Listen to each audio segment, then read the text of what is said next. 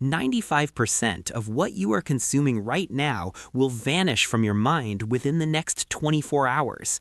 You don't have a bad memory, you have a faulty protocol.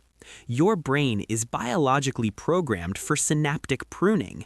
If it doesn't see a survival value, it deletes it. Illusion of completion. The first rule: stop reading to finish. Since school, we've been obsessed with speed, but the brain doesn't encode speed, it encodes meaning. When you rush, you're just filling your short-term buffer with noise. The hack: after every paragraph, stop for 5 seconds. Ask yourself, what is the core architect of this idea? This pause shifts your brain from passive reception to active processing. Memory is the byproduct of thinking, not looking. The architecture of active recall. Step 2. The single-line synthesis. Highlighting and rereading are cognitive illusions. They make you feel like you know it without actually owning it. The hack? Close the book. Do not reread.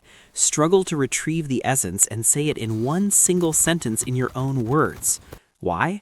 Because memory isn't built when you put information in, it's built when you fight to pull it out. That mental friction is what turns weak neurons into neural highways. Taming the Ebbinghaus curve, the 10-24 rule. The final step is biological timing, the 10-24 protocol. Permanent memory isn't born, it's reinforced at the moment of near forgetting. The hack? Review your one-line synthesis exactly 10 minutes after reading, then again 24 hours later. You are intercepting the brain right before it hits the delete button. This reinforces the neural pathway for long-term storage.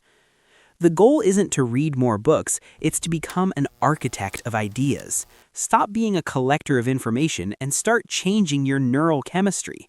Try this protocol in your next session.